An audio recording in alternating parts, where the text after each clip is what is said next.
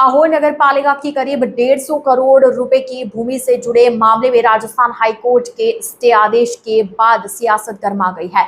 शिवसेना के जालोर जिला प्रमुख रूपराज पुरोहित ने प्रेस वार्ता कर नगर पालिका अध्यक्ष सुजाराम प्रजापत और अधिकारियों पर भूमाफियाओं के साथ मिलीभगत कर भ्रष्टाचार करने के आरोप लगाए।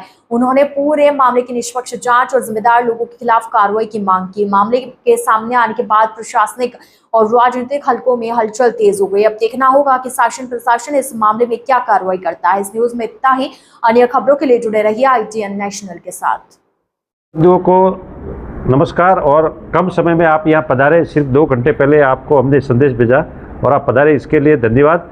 तो आपको ज्ञात होगा कि आहोर नगर पालिका जो जोधपुर से जो आहोर रोड है, जोधपुर चौराया, उस पर खसरा संख्या 1008 और 1009 जो पिछले नवंबर 2025 में हाईकोर्ट का एक तरफा आदेश आया था, उसके बाद हमने उसकी आंदोलन किया और आंदोलन के बाद राज्य सरकार पर दबाव बना और उसके उपरांत राज्य सरकार ने वापस रिव्यू पिटीशन फाइल की। उसका कारण ये था कि आहोर नगर पालिका का पक्ष नहीं रखा गया। उसमें जो तत्कालीन जो सरपंच थे सुजाराम जी, उनकी नैतिक जिम्मेदारी थी कि उसकी मजबूत पक्ष रखकर उस भूमि को नगर पालिका के हित में बचाए रखे।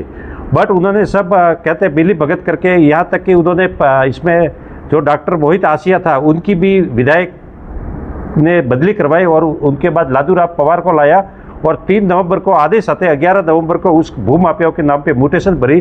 जबकि तहसीलदार का कर्तव्य था कि यदि राजहित प्रभावित होता है या सरकार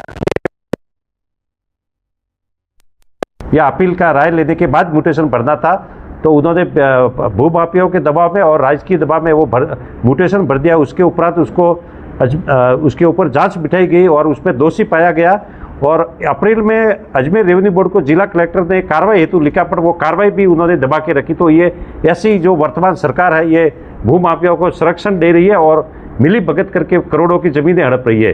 तो कल मैं आपको एक बढ़िया खुशी की बात है कि 18 अगस्त को उसकी रिव्यू पिटीशन की जो हियरिंग थी, उसमें राजस्थान हाईकोर्ट ने स्टे दे दिया है और उसमें स्पष्ट कहा है कि जब एक तरफा फैसला है और जो पहले मोती सिंह जी वकील थे, वो पहले पंचायत के थे और पंचायत का अस्तित्व अप्रैल 2023 में ख़त्म होने के बाद भी वो पंचायत की तरफ से लड़ते रहे और उन्होंने बिना उसमें कहता है कि पक्ष रखने की जगह भूमाफिया को पक्ष रखा।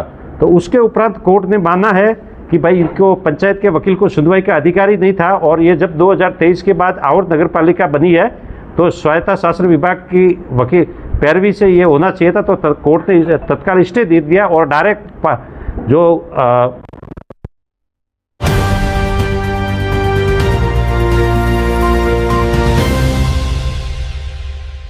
ITN national